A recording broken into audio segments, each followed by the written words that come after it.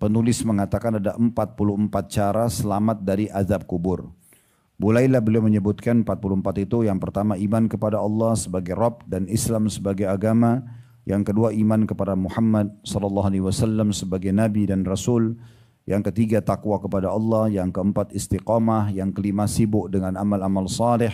Yang kelima, berzikir mengingat Allah. Yang kelima, amal-amal saleh. Yang keenam, berzikir mengingat Allah. Yang ketujuh, berdoa kepada Allah seraya memohon perlindungan dari azab kubur. Yang kedelapan, solat. Yang kesembilan, puasa. Yang kesepuluh, zakat. Yang kesebelas, menebarkan kebaikan. Yang kedua belas, menjaga wudhu sebelum solat. Yang ketiga belas, membaca Al-Quran. Yang 14, sedekah. Yang kelima belas, menjaga bacaan surah Al-Mulk dan mengamalkan kandungannya. Yang ke-16, taubat dari dosa-dosa. Yang ke-17, siapa yang ucapkan terakhir la ilaha illallah, dia akan masuk surga. Yang ke-18, ribat di jalan Allah atau ikut berperang dan berjaga-jaga di perbatasan kaum muslimin.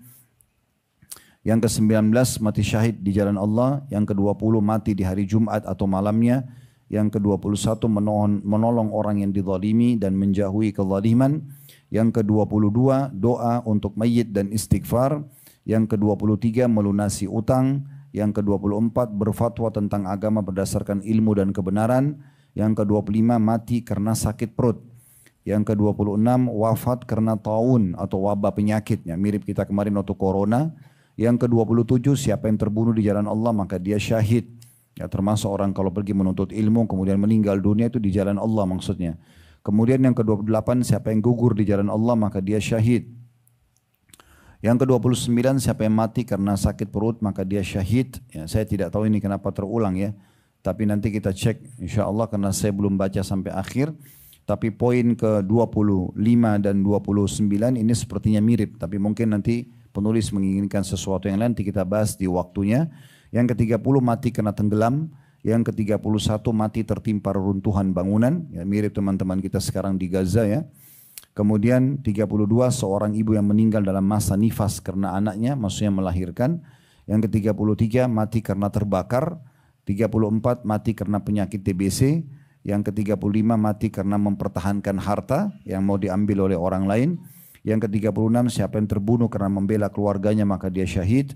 Yang ke-37, siapa yang terbunuh karena membela agamanya maka dia syahid. Yang ke-38, siapa yang terbunuh karena membela dirinya maka dia syahid. 39, siapa yang terbunuh karena mempertahankan haknya maka dia syahid. Ke-40, tidak menangisi dan meratapi mayit. Ya. 41, tidak gulul atau korupsi harta rampasan perang. 42, meninggalkan ghibah atau gosip.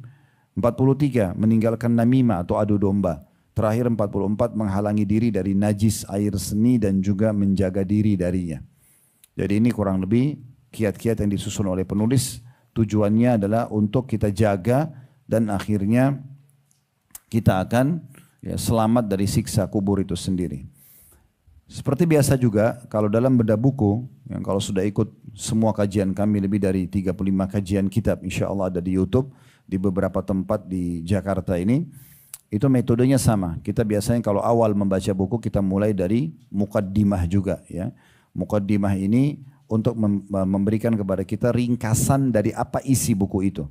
Apa yang penulis inginkan. Jadi Bapak Ibu kalau lagi nyusun tulisan karya ilmiah maka diharuskan ada mukaddimah. Pembukaan ini nanti akan mewakili apa saja yang kita ingin tuangkan sampai akhir buku nanti. Jadi perlu kita baca mukaddimahnya. Namun memuji Allah dan membaca salawat kepada Nabi SAW ini sudah kita lewatkan. Karena ini memang umum dan kita juga sudah kita buka pengajian dengan itu. Kita langsung ke halaman 3-nya.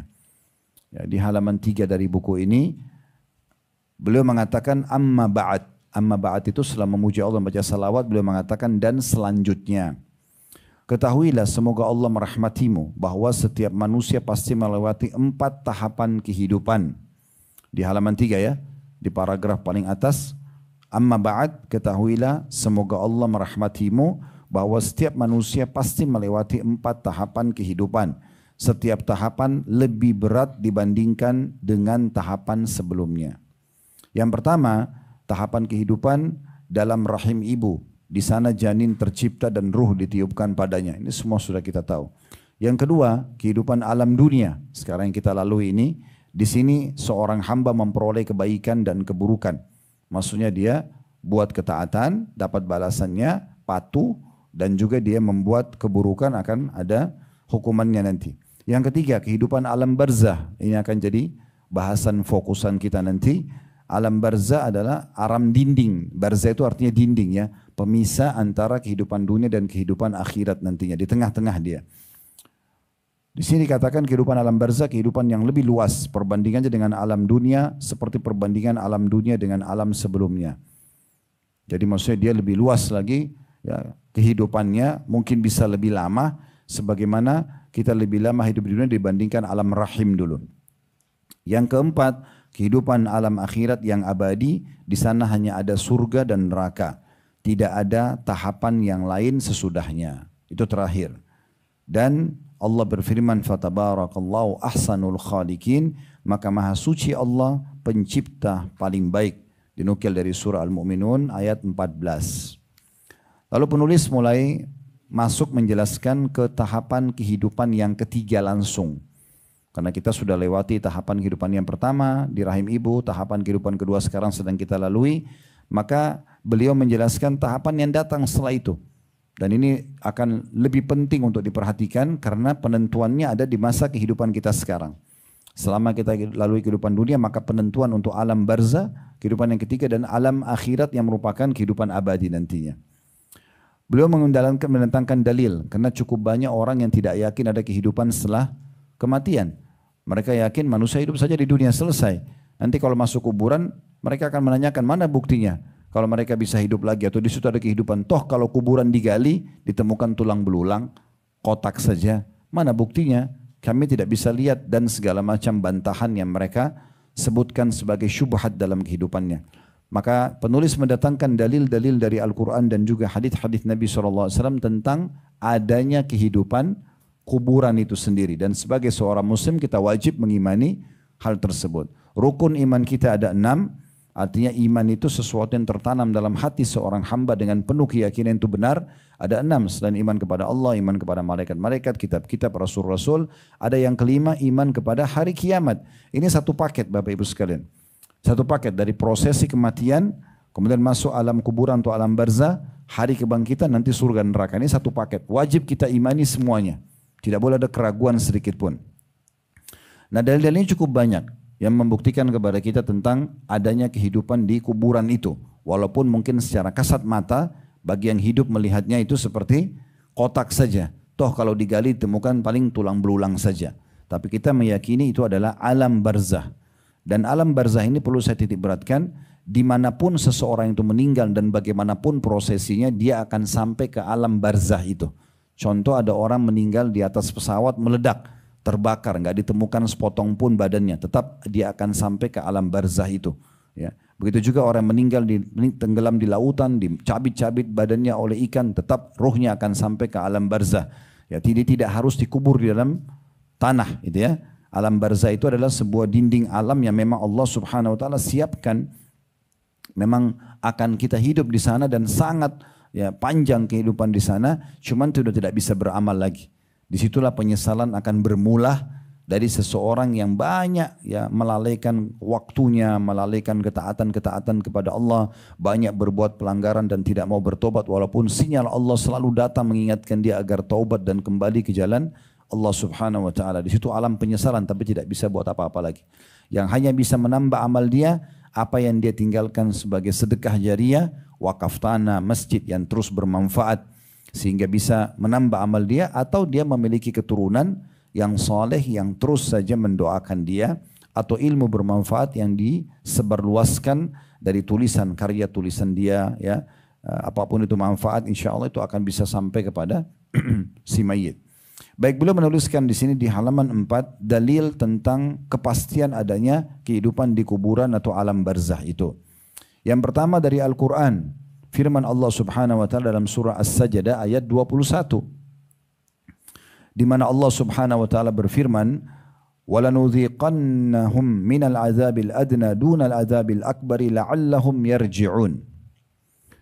Dan sesungguhnya kami merasakan kepada mereka sebagian azab yang dekat sebelum azab yang lebih besar di akhirat nanti. Mudah-mudahan mereka kembali ke jalan yang benar. Ibnu Abbas, sahabat Nabi yang mulia, berkata radhiyallahu anhuma, sebagian dari azab ini di dunia, lalu mereka akan mendapatkan yang lebih besar di alam kubur, dan azab yang paling besar lagi adalah azab neraka Jahannam. Ini perkataan Ibnu Abbas radhiyallahu anhuma dalam menafsirkan surah As-Sajdah ayat 21. Maksudnya azab yang dekat adalah azab di dunia, sakit, gangguan orang, sumpek, sedih karena dosa yang dia lakukan supaya dia kembali kepada Allah. Plus nanti di kuburan juga begitu. Akan datang azab yang lebih berat kalau dia tidak sempat taubat. Dan lebih berat lagi nanti di akhirat. Mujahid itu Bapak Ibu sekalian adalah nama seorang tabi'in. Ya, kalau yang sudah tahu alhamdulillah. Kalau yang belum tahu di situ ada Mujahid berkata, maksudnya adalah azab kubur. Yang dimaksud dengan siksa yang dekat adalah siksa kubur. Ini dalil yang pertama. Dalil yang kedua dari Al-Quran adalah surah Ghafir ayat 46. Surah Ghafir ayat 46. Allah subhanahu wa ta'ala berfirman tentang Fir'aun dan siapapun yang ikut meyakini dia sebagai Tuhan, yang mendukung kekufuran dia. Dalam surah Ghafir ayat 46 bunyinya, An-naru yu'raduna 'alaiha ghuduwan wa 'ashiyya wa yawma taqumus sa'atu adkhilu ala fir'auna ashaddal 'adzab. Kepada mereka ditampakkan neraka pada pagi dan petang. Ditampakkan di mana? Di kuburan. Jadi orang yang sudah masuk kuburan itu diperlihatkan surga dan neraka. Orang beriman akan diperlihatkan surganya dan dia bisa nikmati tapi belum bisa masuk. Sementara orang yang kafir akan disiksa dengan siksa ya dalam kuburan, ya apa yang dia bisa, apa yang akan dia dapatkan nanti lebih berat lagi di neraka. Kepada mereka ditampakkan pada neraka pada pagi dan petang. Dan pada hari terjadinya kiamat diperintahkan kepada para malaikat, masukkanlah Fir'aun dan kaumnya ke dalam azab yang sangat keras. Ibnu Katsir rahimahullah, Ibnu Katsir nama seorang ahli tafsir. Beliau mengatakan ayat ini merupakan landasan terkuat Ahlus Sunnah wal Jamaah dalam menetapkan adanya azab barzakh di dalam kubur. Di sini Allah Azza wa Jalla menetapkan azab atas Fir'aun dan bala tentaranya di siang dan malam hari. Lalu pada hari kiamat mereka berpindah ke azab yang lebih besar berupa neraka Jahannam. Nah, berarti dalil kedua dari Al-Quran menjelaskan kalau Fir'aun sekarang itu dengan pengikut-pengikutnya, bala tentaranya yang ditenggelamkan sama Allah di Laut Merah itu sedang disiksa di kuburan. Dan terus berjalan sia tersebut sampai nanti hari kebangkitan dimasukkan ke neraka, ke siksa yang lebih besar lagi. Dalil yang ketiga dari Al-Quran adalah surah Al-An'am ayat 93. Surah Al-An'am ayat 93.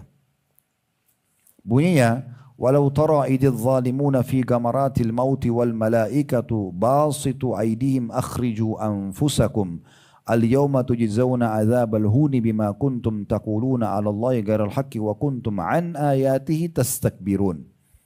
Terjemahannya, alangkah dahsyatnya sekiranya kamu melihat di waktu orang-orang zalim berada dalam tekanan sakaratil maut. Maksudnya sayangnya kalian tidak bisa lihat, Allah masih nutupin. Kalau kalian bisa lihat bagaimana orang kafir, orang munafik, orang musyrik, orang yang banyak dosa pada saat malaikat maut mencabut ruh mereka. Sedangkan para malaikat memukul dengan tangannya sambil berkata kepada orang tersebut, keluarkanlah nyawamu. Pada hari ini kamu dibalas dengan siksa yang sangat menghinakan. Karena kamu selalu mengatakan terhadap Allah perkataan yang tidak benar. Dan kamu selalu menyombongkan diri terhadap ayat-ayatnya. Jadi siksaan mereka tidak ditunda hingga habisnya umur dunia. Bahkan mereka sudah diadab sebelum hari kiamat. Dan itu adalah azab kubur. Ini dalil-dalil yang diangkat oleh beliau. Tentu dalil tentang ini cukup banyak ya. Di sini beliau menyebutkan tentang 3 ayat Al-Quran berhubungan dengan masalah. Nanti saya akan tambahkan cukup banyak ayat-ayat Al-Quran tentang adanya kehidupan di kuburan dan adanya kebangkitan setelah itu menuju ke alam di mahsyar untuk dihisab. Tentunya setiap manusia akan dihisab. Nanti akan kita tambahkan insya Allah.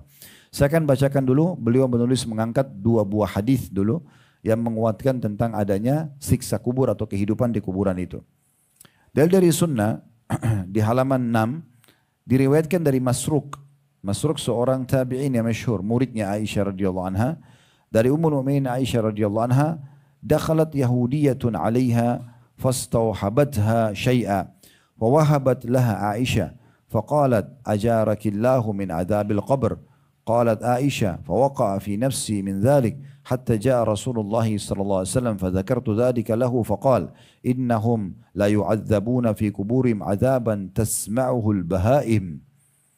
Bahwasanya ada seorang wanita Yahudi datang kepada Ummul Mukminin Aisyah radhiyallahu anha bertamu. Lalu wanita Yahudi itu meminta sesuatu kepada Aisyah, minta dikasih makanan, ya sesuatu, dan Aisyah pun memberikannya. Dari sini kita boleh berbagi dengan orang non Muslim, ya. Tapi tentu dilihat apakah orang non Muslim ini memang mengganggu Islam atau tidak, ya. Maka wanita tersebut lalu si Yahudi itu mendoakan Aisyah, walaupun doanya kita tidak perlukan. Tapi wanita itu mengatakan, wanita Yahudi bilang, semoga Allah menjagamu dari siksa kubur atau azab kubur. Jadi orang Yahudi pun yakin ada siksa kubur. Aisyah berkata radhiyallahu anha, perkataan wanita itu mengganjal di hatiku. Manakala Rasulullah SAW pulang, aku pun menyampaikan kepada beliau. Maksudnya apakah benar nih orang Yahudi bilang ini ada siksa kubur gitu. Maka Nabi SAW bersabda, mereka diazab di alam kubur mereka dengan azab yang dapat didengar oleh hewan-hewan ternak. Maksudnya sekarang ini mungkin kalau kita lewat kuburan kita sebagai manusia ditutup kuping kita sama Allah, tidak bisa dengar teriakan mereka, histeri mereka, nggak bisa kita dengar, ya. Jeritan mereka nggak bisa kita, tapi hewan-hewan bisa mendengar siksa mereka itu. Dan dalam sebuah riwayat Bukhari Muslim kata Nabi SAW, ya kalau manusia dan jin mendengarkan, jin juga tidak bisa dengar. Kalau manusia dan jin mendengarkan teriakan orang yang dipukul di kuburan itu, maka mereka akan meninggal seketika. Karena memang kerasnya teriakan mereka itu. Jadi beruntunglah kita menjadi seorang sosok muslim yang sudah dapat bocorannya. Ya. Jangan jadi menjadi orang bodoh lagi. Ya. Pura-pura tidak tahu, tidak mau belajar agama. Padahal sebenarnya sudah disampaikan. Kita ini orang muslim sangat dimanjakan Bapak Ibu sekalian. Disampaikan awal penciptaan manusia, Nabi Adam AS dari tanah, bagaimana prosesi malaikat disuruh sujud, bagaimana iblis menolak, bagaimana Nabi Adam dikeluarkan dari surga sampai turun-temurun, bagaimana Allah utuskan para nabi-nabi dari keturunan Adam untuk menyampaikan mana yang Allah inginkan, mana yang Allah larang, bagaimana hukuman bagi orang-orang yang membangkang, bagaimana balasan baik bagi orang-orang yang beriman. Terus saja begitu disampaikan sampai meninggal, prosesi mati yang baik bagaimana, prosesi mati yang buruk seperti apa, alam barzakh kuburan terinci sekali. Nanti akan kita bahas lebih jauh tentang masalah insya Allah, terinci sekali tentang masalah alam kuburan tersebut, dan kita penuh keyakinan memang di sana ada kehidupan dikenal dengan alam barzakh. Kemudian setelah itu ada kebangkitan. Kuburan bisa jadi taman dari taman surga atau lubang dari lubang neraka. Kemudian ada hari kebangkitan, ditimbanglah amal baik, amal buruk kita. Wa may ya'mal mithqala dzarratin khairan yara. Siapa yang buat seperti biji sawi dari kebaikan, dia akan lihat dan akan diberikan balasan. Wa may ya'mal mithqala dzarratin syarran yara. Siapa yang berbuat seperti biji sawi dari keburukan akan diperlihatkan dan akan dihukumkan kepadanya. Lalu kemudian surga dan neraka. Surga abadi bagi orang-orang yang beriman, dan neraka akan abadi bagi orang-orang yang kafir, munafik, dan orang-orang musyrik, ya. Nah, seperti itulah. Kita sudah dapat bocorannya dari awal manusia sampai akhir kehidupan kita. Maka jadilah orang yang cerdas, selalu betul-betul memahami ini, mempelajari dan menjadikan sebagai prinsip hidup. Makanya pernah ada seorang sahabat mengatakan, ya Rasulullah, ayyul mu'minina aqyas. Siapa orang mukmin yang paling cerdas? Kata Nabi SAW, aktsaruhum lil mauti dzikra wa aktsaruhum lahu isti'dada. Atau kama qala Nabi SAW. Artinya orang mukmin yang paling cerdas adalah orang yang paling suka mengingat kematian dan selalu banyak punya persiapan untuk menghadapi kematian tersebut. Karena memang itu ada kehidupan. Akan ada balasan dari perbuatan-perbuatan kita. Beruntunglah orang yang sibuk dari amal soleh ke amal soleh yang lain. Dan rugilah orang yang terus lalai dari dosa kepada dosa tanpa taubat kepada Allah Subhanahu Wa Taala. Kemudian riwayat yang kedua diangkat oleh beliau dan dari Ibnu Abbas radhiyallahu anhuma, itu bisa dilihat angka 2 ya. Ada di bawah footnote kecil. Hadis itu disebutkan dalam Sahih Sunan An-Nasai nomor 2066. Kemudian dari Ibnu Abbas radhiyallahu anhu dia berkata, "Atan Nabiyya sallallahu alaihi wasallam anna Nabiyya sallallahu alaihi wasallam anna Nabiyya sallallahu alaihi wasallam kana yu'allimuhum hadha ad-du'a kama yu'allimuhum as-surata min al-Qur'an. Yaqul قولوا اللهم إني أعوذ بك من عذاب جهنم وأعوذ بك من عذاب القبر وأعوذ بك من فتنة المسيح الدجال وأعوذ بك من فتنة المحيا والممات." Bahwasanya Ibnu Abbas berkata Nabi SAW benar-benar mengajari para sahabat doa berikut sebagaimana beliau SAW mengajari mereka seluruh surah dari Al-Quran. Jadi saking pentingnya doa ini untuk difahami dan dihafal serta dipraktikkan sampai Nabi mengajarkan sahabat seperti mengajarkan ayat-ayat Al-Quran. Padahal ini cuma doa saja. Ya, beliau bersabda, ucapkanlah tadi doanya itu ya. Allahumma inni a'udzubika min adzabi jahannam. Ya Allah, aku berlindung kepadamu dari azab neraka jahannam. Nanti yang jauh sekali di sana, kehidupan terakhir. Ya, jangan sampai aku masuk neraka jahannam. Setiap sholat ulangi sebelum salam. Wa'udzubika min azabil qabr, dan aku berlindung kepadamu dari siksa kubur. Ini saksi bahasan kita kalau ada kehidupan di alam kubur. Wa'udzubika min fitnatil masih dajjal, aku berlindung kepadamu dari fitnahnya atau keburukannya Masih Dajjal yang keluar nanti di akhir zaman. Wa'udzubika min fitnatil mahya wal mamat, dan jauhkanlah kami dari fitnahnya kehidupan dan kematian. Hari ini insyaAllah kita akan fokus membahas tentang masalah dalil-dalil alam barzah. Untuk 44 kiat ini kita belum masuk. Kita akan masuk nanti insyaAllah pertemuan akan datang kiat yang pertama.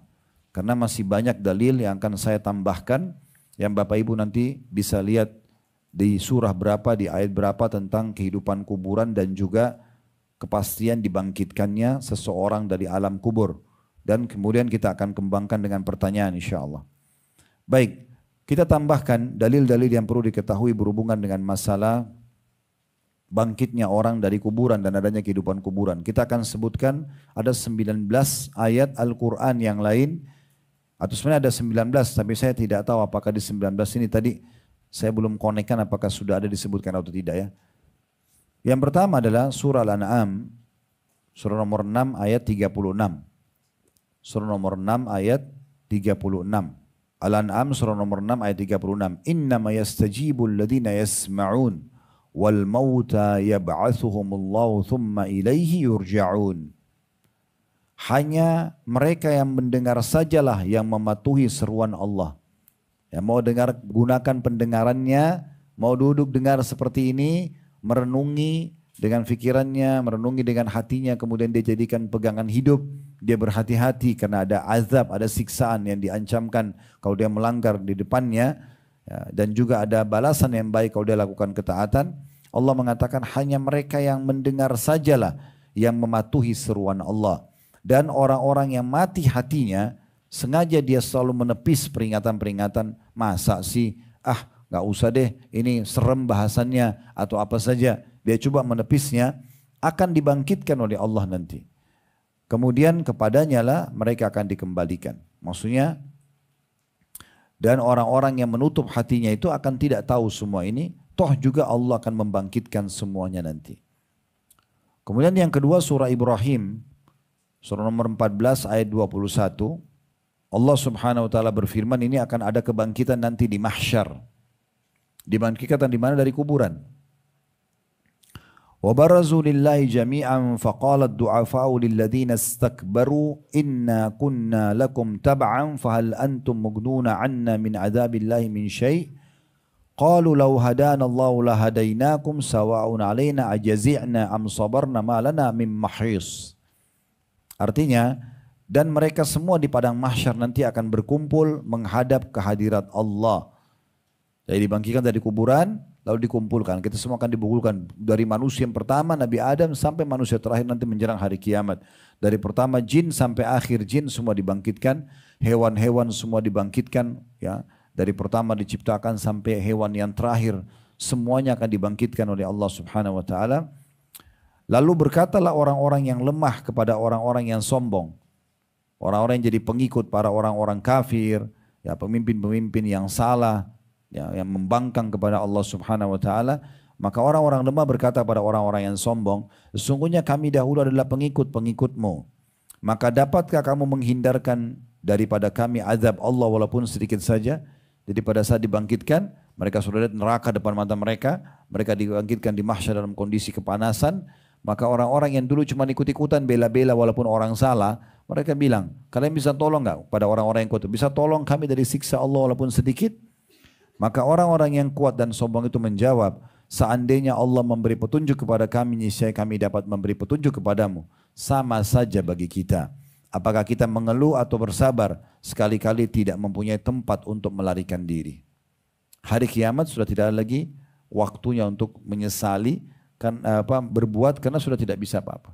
Mau bersabar dengan siksa kubur, dan siksa neraka atau tidak, sama saja. Yang ketiga, surah An-Nahl, surah nomor 16 ayat 84. Surah nomor 16 ayat 84. Wa yawma nab'atsu min kulli ummatin syahidan thumma la yu'dzanu lil ladzina kafaru wa lahum yusta'tabun. Ingatlah akan hari ketika kami bangkitkan dari kuburan, dari tiap-tiap umat seorang saksi atau rasul. Kemudian tidak diizinkan kepada orang-orang kafir untuk membela diri dan tidak pula mereka dibolehkan meminta maaf. Jadi Allah pastikan dalam surah An-Nahl ini, surah nomor 16 ayat 84, kalau nanti akan dibangkitkan semuanya termasuk rasul-rasul. Kemudian Allah jadikan para rasul itu sebagai saksi ya untuk umatnya. Di antaranya ada sebuah riwayat sahih, nanti pada hari kiamat Allah Subhanahu wa taala akan datangkan Nabi Nuh dan kaumnya. 950 tahun didakwahi oleh Nabi Nuh. Kemudian ya Allah Subhanahu wa taala mengatakan pada Nuh, "Apa kau sudah sampaikan apa yang aku perintahkan?" Nabi Nuh mengatakan, "Iya." Sebenarnya Allah tahu dia sudah sampaikan, tapi Allah sengaja nanyakan itu supaya menegakkan argumentasi kepada kaumnya. Mereka tidak bisa lagi berdusta, mereka masuk neraka dalam kondisi memang meyakini mereka salah. Maka Nabi Muhammad mengatakan, saya sudah menjalankan itu semua. Apa yang telah engkau perintahkan dan engkau lebih mengetahui ya Allah. Maka para kaumnya didatangkan, yang kafir ini semua. Ditanyakan, apakah telah datang orang ini menyampaikan agamaku kepada kalian? Mereka semua mengatakan tidak. Mereka memungkiri karena mereka lihat depan mata mereka neraka, takut dimasukkan ke neraka. Maka Allah pun mengatakan kepada Nuh, siapa yang akan menjadi saksimu? Maka kata Nuh alaihissalam, Muhammad dan kaumnya dan umatnya. Maka kita pun didatangkan pada hari kiamat dan kita akan mengatakan, benar ya Allah, engkau telah menurunkan Al-Quran, ayat Al-Quran menjelaskan kepada kami kalau Nabi Nuh telah mendakwai kaumnya dan terus saja terang-terangan, bahkan engkau sebutkan nama khusus surah dalam Al-Quran namanya surah Nuh. Menceritakan bagaimana prosesnya Nabi Nuh mendakwahi mereka terang-terangan, sembunyi-sembunyi, dengan pelan-pelan, dengan terang-terangan, dan akhirnya Nabi Nuh disuruh buat kapal, Nabi Nuh berdoa sampai akhirnya terjadi banjir besar. Nah setelah itu mereka tidak bisa membantah, ya, akhirnya mereka masuk ke dalam neraka. Nah seperti itu. Ini yang dimaksudkan tadi, bahwasanya ingatlah akan hari kami bangkitkan dari tiap-tiap umat seorang saksi atau rasul. Kemudian tidak diizinkan pada waktu itu orang-orang kafir untuk membela diri lagi dan tidak ada kesempatan mereka untuk minta maaf. Kalau mau minta maaf di sini, di dunia. Mau perbaiki sekarang di dunia. Makanya pernah saya susun ceramah Bapak Ibu sekalian. Saya berharap tentu saya yang pertama mengambil manfaat, baru kemudian Bapak Ibu sekalian. Tentang judul ceramahnya itu, inilah hari emasmu. Saya sedang membahas tentang hari yang kita masih hidup kayak sekarang. Hari ini sekarang kita hidup, hari Selasa ini. Ya, di tanggal ini, di jam ini, inilah hari emas kita. Ini waktu emas kita.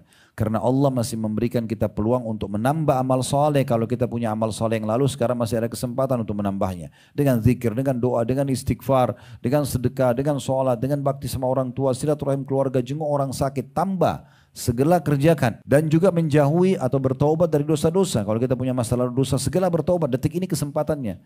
Karena orang kalau sudah meninggal dunia, tidak bisa lagi menambah satu amal soleh dari diri dia. Kalau orang lain yang tambahkan mungkin karena istighfar anaknya, karena sedekah jariah tadi saya bilang, atau ilmu bermanfaat yang dia disebarluaskan mungkin ya. Tapi dari dia sendiri sudah nggak bisa, karena dia sudah mati. Maka kesempatan emas bertaubat. Agar dosa-dosa kita dimaafkan dan tidak dihisap oleh Allah SWT. Ini hari emas. Jangan disia-siakan. Jangan terus terlalaikan. Makanya Abdullah bin Umar radhiyallahu anhu berkata, kalau kalian tiba di pagi hari jangan tunggu sore. Jangan bilang, oh saya masih panjang umurnya, masih bisa hidup. Mungkin sebentar sebelum sore sudah meninggal.